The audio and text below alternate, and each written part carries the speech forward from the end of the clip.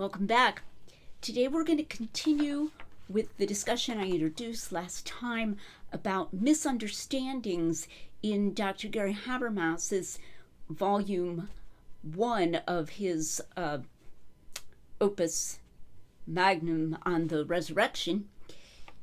Misunderstandings of skeptical and critical scholars.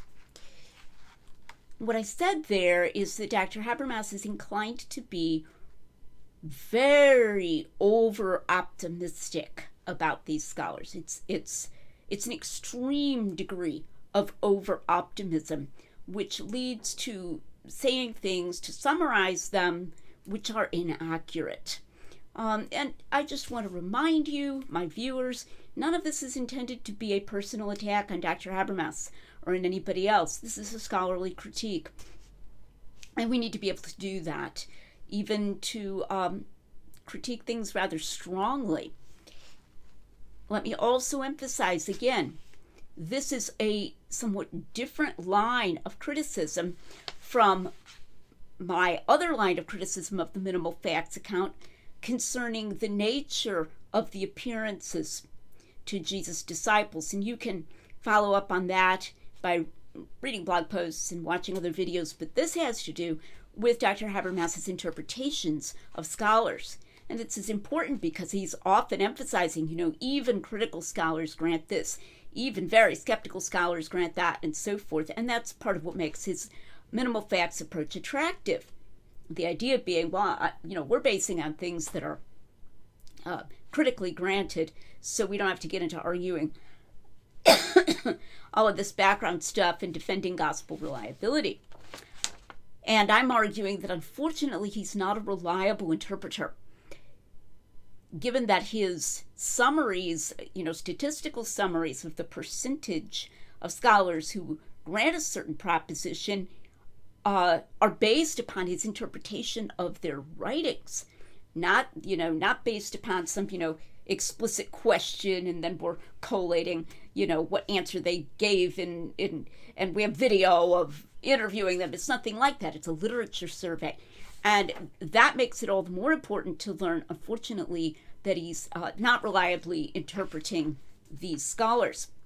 So today I want to discuss his oft-repeated claim that even skeptical scholars, even critical scholars, grant that Jesus' group appearances are independently multiply attested. Multiple attestation is a big deal in critical scholarship. Now, to be clear, not all critical scholars would say that, if something's multiply attested, then it probably happened. It's not that simple at all. For one thing, even when it comes to these so-called criteria of authenticity, one school of thought is that you have to have at least 2 of the criteria satisfied, and multiple attestation, even if it were granted, would only be one criterion. But also, multiple attestation can still be from documents that a critical scholar might say are both just made up. Now, in that case, maybe there'd be some degree of coincidence in the fact that they were both made up and said something similar. And we're going to get into that a little more as we talk. But suffice it to say that even multiple attestation is not automatically a grant of historicity on the part of a critical scholar. Nevertheless, it is considered pretty significant. And it's one reason why skeptical and other critical scholars are so reluctant to grant that things are multiply attested.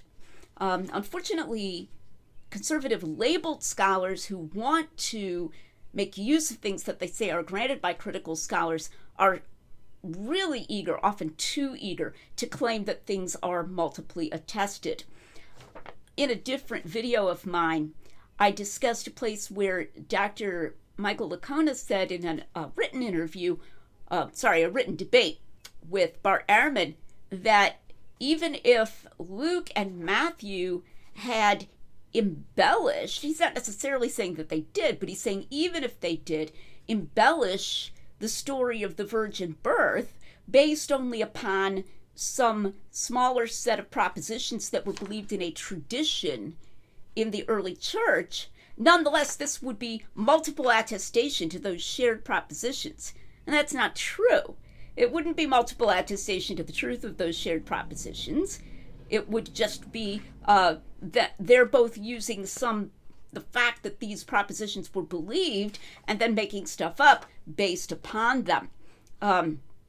So independence of making stuff up is not the kind of independence that you need. You need independence going back, at least possibly, to the truth. Okay, whereas in the case that he was envisaging to say, oh, but this would still be multiple attestation, no, it would just be both partially made up accounts going back separately to some shared tradition long after the life of Jesus. We'll probably talk more about something like that with the Jesus Seminar and the group appearances in a different video.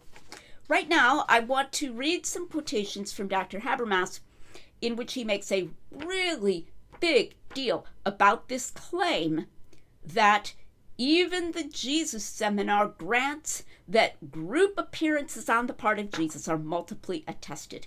And a rule of thumb, I introduced this last time, if it seems too good to be true, it probably is. That's so in spades. That's true in spades for a place where Dr. Habermas is saying, even the Jesus Seminar grants, and then it's something that sounds really exciting. If it sounds too good to be true, it probably is. So I'm going to read some quotations. The page numbers I give here to Dr. Habermas's Volume 1 will be to the Kindle version. I haven't checked to see if those are the same as the physical version. They may well be. In some publishers, they're what's called real page numbers, and the Kindle version page numbers are the same. All right, here's Habermas. Most skeptical scholars have acknowledged the multiple attestation of sources regarding several of the accounts where the witnesses are recorded as having seen the risen Jesus together. Thus, it is recognized that the group appearances are multiply attested, which is highly significant in evidential terms. For some examples, the Jesus Seminar lists 2 independent sources for the appearance to the 2 individuals walking with Jesus on the way to Emmaus. The Jesus Seminar likewise lists 4 independent texts in favor of the group appearance to the 11 disciples. So that's Habermas, Volume 1, page 397, and in his footnote, he cites page 449 in a book called The Acts of Jesus by the Jesus Seminar. You can check that book out for an hour at a time, and it renews automatically with use on openlibrary.org. You can check that out legally. I'm going to be linking to that below. I strongly encourage you to check out these pages in The Acts of Jesus, which is a summary of the supposed findings of the Jesus Seminar. All right. Now, right away,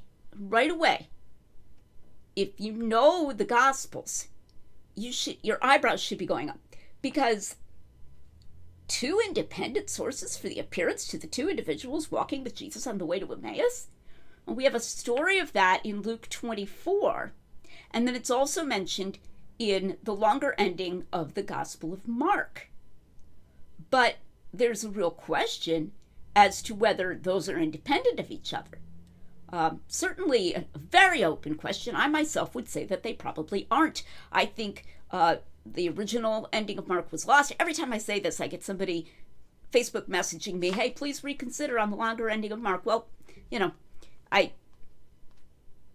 I'm not inclined to reconsider. Let me put it this way. But if I'm not inclined to think that the longer ending of Mark is independent of the other Gospels, why in the world would the Jesus Seminar think that the longer ending of Mark is independent of the other Gospels, and the story of 2 people walking along the road is independent of Luke when it's found in that longer ending of Mark 16? So right away you should be saying, wait, what? And 4 independent sources of the appearance to the 11? Very, very surprising if the Jesus Seminar really said that. All right, another quotation from Habermas, pages 399 to 400. lists of multiple independent sources, especially when witnessing group appearances of Jesus, are highly impressive as a whole, particularly when it is often heard in the media and even occasionally from scholars that there are no such testimonies for these group occasions. Okay, moving on. Page 423, Habermas. As cited above, even the Jesus Seminar and John Dominic Crossan cite from 4 up to 7 texts that report independently attested group appearances to Jesus' disciples, plus a couple of sources for the 2 followers on the way to Emmaus, meaning that these group appearances are multiply attested. A couple of sources, there we go again, for the 2 on the road to Emmaus. All right. Then, in a footnote, all right, to one of these. This is footnote 91 in Habermas, found on page 436 of those are the footnote pages in the Kindle version. The seminar, this is very explicit, listen to this. The seminar lists these independent sources for Jesus' major group appearances to his disciples as pseudomark 16, 14 to 18. They use the term pseudomark for the longer ending of Mark. Matthew 28, 16 to 20. Luke 24, 36 to 39. John 20, 19 to 23. And he cites the Acts of Jesus, that's the Jesus Seminar, page 449. But Funk and the Seminar also mention Paul, Acts, and Secret James on page 452. So that would be where you go to the up to 7. All right, we've got 4, and then supposedly they list others on page 452. All right. Here we go again. Habermas. I'm not even reading to you all of the places where he mentions this. I think I've even left one out. All right. Page 474 from Habermas. It was argued in the previous chapter that even a number of very critical New Testament scholars have recognized that group appearances of the risen Jesus are multiply attested. All right, that's on page 474 in Habermas. All right, now, you go to page 449 in the book The Acts of Jesus, some collected findings by the Jesus Seminar, and it's page 449 has a bunch of little lists under headings, all right? It simply is listing all the texts that report an event at all. It says nothing about their being independent. It's antecedently very improbable that they mean it to be independent, and as we shall see as we continue today, they are quite explicit later on that they do not mean these to be considered independent sources. Here's what they say leading into the set of lists on page 449. The stories of the empty tomb, appearances of the risen Jesus, and the ascension have been gathered in this section. The following is a list in order of appearance of all the texts that will be found here. Multiple texts that report a single event are grouped together for ease of comparison. So that's it. All right, and then it just lists all the places where these things are told and or narrated as stories. So the appearance to the 2 in the country lists Luke 24, 13 to 35, and pseudomark 16, 12 to 13. The empty tomb lists all the places where the empty tomb is reported in the Gospels, and even an account in the Gospel of Peter. All right, the appearance to the 11 lists the place in each Gospel, including pseudo-mark, as they're calling it, where an appearance to the 11 is listed. All right, so these are just all of the accounts they're going to discuss, and they're grouping them for ease of comparison on this page. Are we really supposed to think that the Jesus Seminar considers that all of the accounts of the empty tomb in all 4 Gospels and in the Gospel of Peter are all independent of each other? I mean, right away, when Dr. Habermas saw this, he should have immediately understood that that's very probably not what they mean. Or that all of the accounts of the appearance to the 11, just because they list all of the accounts there are in the Gospels, and they're including the Gospel of Peter, that they automatically consider them all to be independent of each other? I mean, if I did that, that would be immediately called a naive, uncritical view. The prior higher probability is overwhelmingly low that this is what the Jesus seminar means. And they've just said they've been gathered, and it's all the texts that will be found here. And then they're going to discuss in the following pages what relationships of dependence they think there are among them. All right. Then on page 452, where he mentioned secret James Habermas, we just read him, a canvass of all the surviving reports of appearances yields the following lists of persons and groups to whom Jesus is alleged to have appeared. Sources are indicated in parentheses. So on 452, they're very explicit. This is just a canvas of all the surviving reports of appearances. That's it. These are just all the surviving reports, not that they're all being considered to be independent of each other.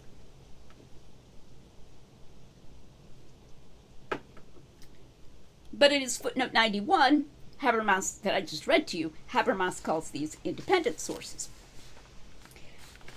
But it gets worse, because not only would this be jumping to conclusions and questionable in a scholarly way, because it would be so improbable that the Jesus Seminar intends these lists, which they just say are lists of surviving sources or lists of all the texts that'll be, found here, but that they somehow tacitly intend that to be independent sources.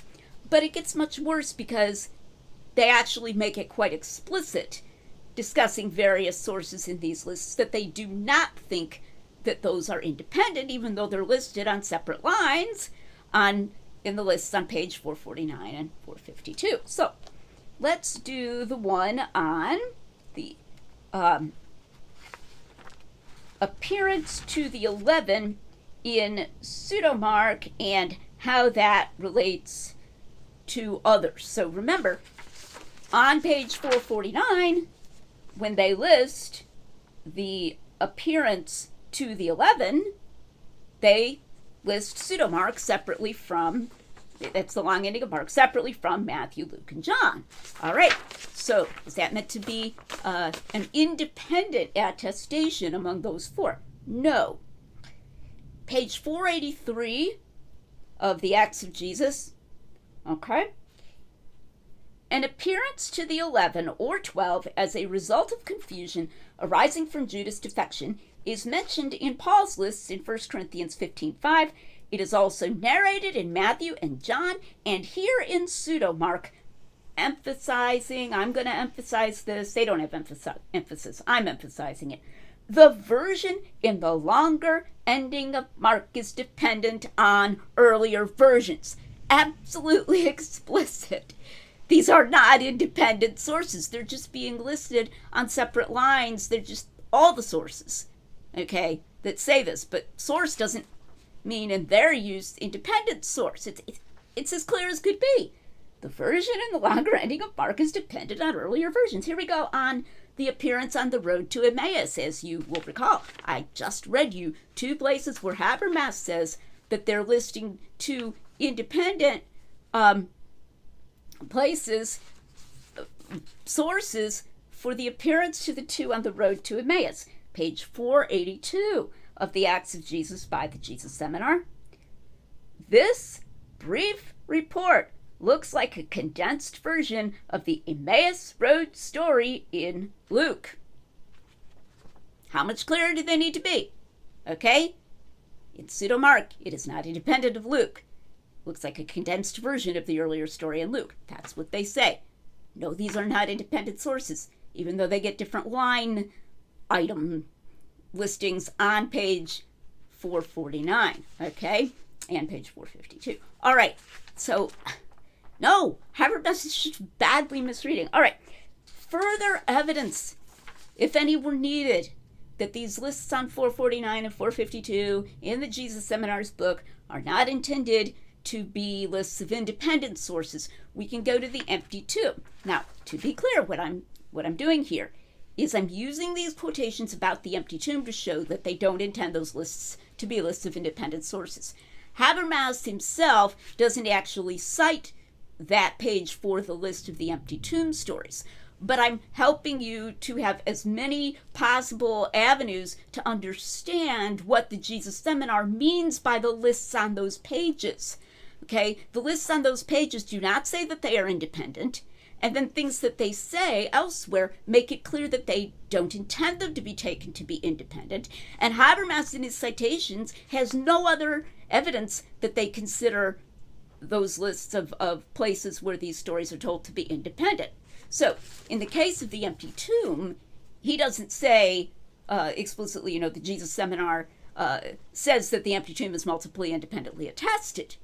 But this is further evidence of what they mean by those lists. That those are not independent sources, those are just all the sources. All right. Page 468. So remember, for the empty tomb, they list all the separate stories in the Gospels of the empty tomb, and even in the so-called Gospel of Peter. Okay, so they get, a list on page 449, and each of them are separate in that list, but they're explicit that they're not independent of each other. Page 468. Matthew copies Mark's account of the empty tomb, but embellishes it with further fantastic details. Okay, very explicit. Matthew's is copied from Mark's. Page 469. Like Matthew, Luke retells the story of the empty tomb using Mark's version as the basis. Luke puts his own stamp on the story. So very explicit that though they're listing these as accounts of the empty tomb, they're not independent of each other. All right. So this shows beyond all doubt that they do not intend the fact that these are itemized in these lists on pages 449 and 452 to mean that they are independent, which means that the same is true of the list of 4 sources of the appearance to the 11, 2 sources of the appearance to the 2 on the road to Emmaus. It's just not what they mean. All right? This is a really egregious error on Habermas's part. He has jumped to the conclusion that the Jesus Seminar's mere lists of all accounts of some event are lists of sources that they admit are independent, and then he makes a really big deal of that supposed concession repeatedly, that even the Jesus Seminar has acknowledged this or that number of independent sources, and therefore that the group appearances of Jesus are multiply attested. That's a huge error.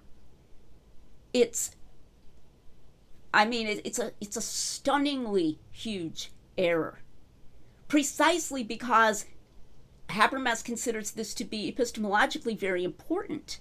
Okay, and we're supposed to be kind of treating multiple attestation of one of those things that helps us to argue for the resurrection without having to talk about the overall holistic reliability of the Gospels, or whether those accounts are definitely accounts of what the original witnesses claimed, or any of that maximal data stuff. We're using these critical scholar type things like multiple attestation. So within the epistemology of his argument, it's important. He knows it's important. He says it's important. And he's just careless. And he's just egregiously wrong and just leaped to a conclusion that should have been obviously questionable and dubious concerning what the Jesus Seminar is doing on these pages. And then, to make it worse, overlooked the explicit statements in the further pages of exposition that show that they're not doing what he was then going to go say they are doing. I'm sorry to have to say these things, but please be careful. And if this can cause you to start rethinking using the minimal facts approach, there is another way. It's epistemologically better anyway, but it also doesn't require you to accept summaries by a scholar who unfortunately is prone to wild over-optimism about what critical scholars are saying.